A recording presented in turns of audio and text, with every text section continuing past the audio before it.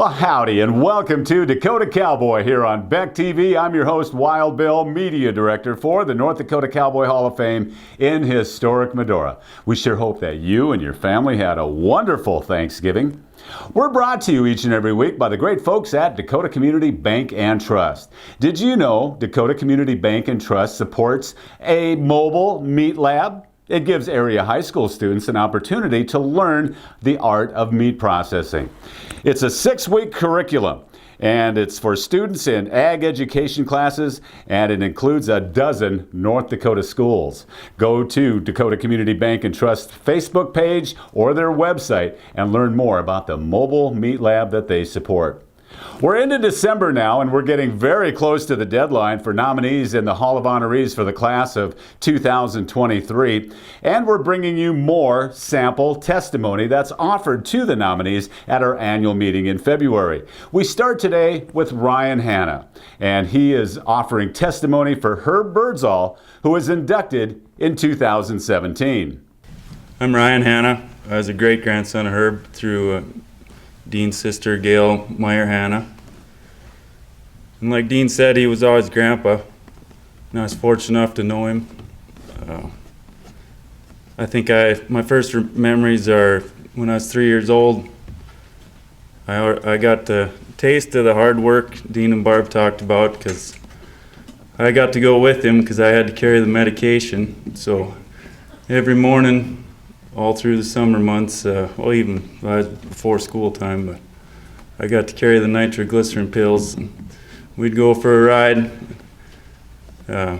Just last spring, I'm not going to say we were cussing him, but we had a discussion about Grandpa Herb as we were fixing some fence that my dad recalled dragging home behind the pickup from some old drift fence some neighbor wanted down. We're still fixing it today, but a word I'd like to use is, as I've grown up and come to know, like Dean said, Herb and the Birdsall Meyer name was, you learn as you grow up, was very well respected around the community, and it was nice to know anywhere I went, you know, when you mention the last name, it's nice to know that people always want to talk about Herb.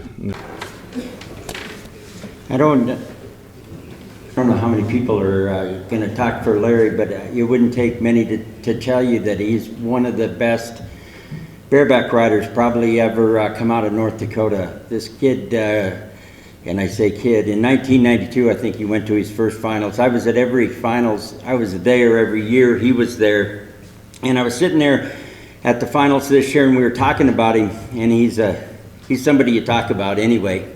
And we were like we're just trying to figure out who had done what, and some guys had some stats and everything, and I said, I've never delved into the stats, and I do that a lot, but I never looked at him for Larry Sandvik. But this will tell you about Larry Sandvik because I sat there one night in the media room.